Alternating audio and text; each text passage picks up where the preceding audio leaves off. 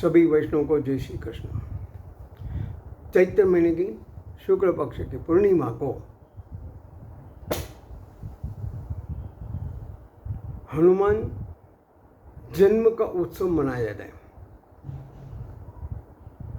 हनुमान जयंती नहीं, क्योंकि हनुमान अपने साथ अभी भी भूलोक पर हाजिर है। जयंती तो उनकी मनाई जाती है जो नहीं है। हनुमान यहाँ है, इसलिए हम उनका जन्मोत्सव मनाते हैं। वो चिरंजीव है।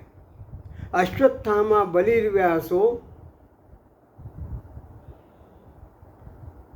हनुमांश्च विभीषणः कृपः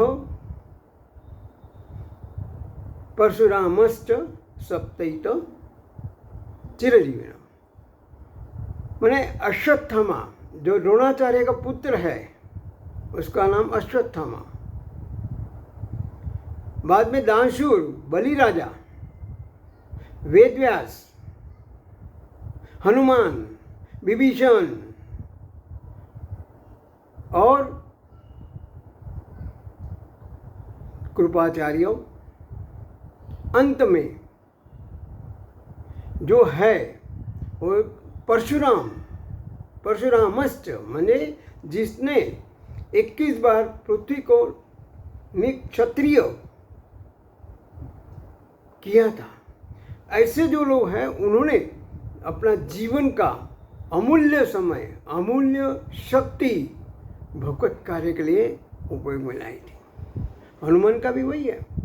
हनुमान हमेशा दूसरों के लिए जिए हैं। हनुमान, हमें पता है कि उनका आत्मविश्वास बढ़ाने वाले जांबुवान थे, तब जाके उन्होंने सेतु बांधा है और समुद्र को लांघन किया है। लेकिन जब वो अशोक वाटिका में पहुँचे, तब सीता मैया को जब उन्होंने राम की अंगूठी की, राम भगवान की अंगूठी दी, तब जाने उन्होंने वरदान किया, अष्टसिद्धि नवनिधि के दाता, माने तुम अरे अष्टसिद्धि तुम्हारा वखान करेंगे। हनुमान चालीसा में आता है। तो कहने मतलब है कि अच्छा काम करने से उन्होंने वरदान किया कि तुम हमेशा पृथ्वी तल पर जो राम के भक्त है, उनको उनके संकट से, उनके कष्ट से, उनको जो समस्या है, उनका आप निवारण करेंगे, कष्ट मुक्त करेंगे, उनकी उलझनों को आप सुलझाएंगे। राम के भक्त जो भी है, क्योंकि हनुमान के हृदय में नहीं, पूरी शरीर में एक एक जो है वो पूरा उनका राम से भरा हुआ था।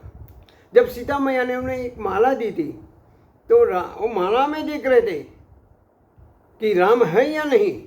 जब राम नहीं मिला तो माला को तोड़ के फेंक दिया और कहा, जिस माला में राम नहीं, उस माला को क्या काम है। माने जहाँ राम नहीं है, वहाँ कुछ भी नहीं है। इसलिए राम को अपने पास रखना है। शंकर भगवान ने भी जब अपने ग्रंथ लिखा था, तब मानव ने, देवों ने और संतों ने उनसे वो ग्रंथ मांगा, तब सबको उन्होंने 33,33,333 श्लोक दे दिए। बचे एक श्लोक, उसमें 32 अक्षर, 32 अक्षर में से सबको दे दिए 2 शब्द, 32 शब्द अक्षर, उसमें से 2 जो बचे राम, वो अपने पास रख लिए, बाकी सबको 10-10 दे दिए। कहने मतलब राम अपने जीवन में लाना है। यहाँ पे राम का हम वखान नहीं करें, लेकिन हनुमान अपने जीवन में राम को लाए और चिरंजीव बन गए। उनको सिर्फ सीता मैया ने नहीं, भोलेनाथ शिव जी ने भी उनको आशीर्वाद दिया कि तुम्हें कोई शस्त्र मार नहीं सकता है। यमराज ने कहा, मैं इसलिए शक्तिशाली नहीं हूँ कि आपको मार पाऊंगा। सूर्य भगवान ने भी जो प्रभु को तेज दिया, उस तेज का 100वां भाग, 100 में से एक भाग, 100 में से एक भाग हनुमान को वरदान के रूप में दिया, तभी जाके वो चिरंजीव बने। हनुमान को हम सिर्फ और सिर्फ प्रसन्न करना है। रामदूत बलिदित नामा, अंजनी पुत्र पवन सुत नामा। राम दूत जैसे बने हैं, राम जैसे बनने का पूरा उन्होंने ये किया है, और राम को भी उनके बिना चैन नहीं रहता था। जैसे रामायण में हनुमान ने राम को ऋणी रखा, वैसे ही महाभारत में कृष्ण को गोपियों ने ऋणी रखा है। भगवान से कुछ मांगना नहीं है, क्योंकि हमें भगवान पर पूरा विश्वास, श्रद्धा होना चाहिए। जैसे बच्चे को माँ पर श्रद्धा होती है कि मुझे भूख लगने पर माँ अपने आप खिलाएगी, वैसे मुझे जो जरूरी है, मांगा हुआ मुझको मिलता सदा। बेटा ही हूँ तेरा मैं लाडला, तुझसे ना मेरी शिकायत कदा। भगवान से कभी शिकायत नहीं करना है, मांगना भी नहीं है, तब जाके वो ऋणी बनेंगे। नहीं तो हम देखते हैं आज कुछ भी हुआ भगवान से मांगने, क्यों मांगना है?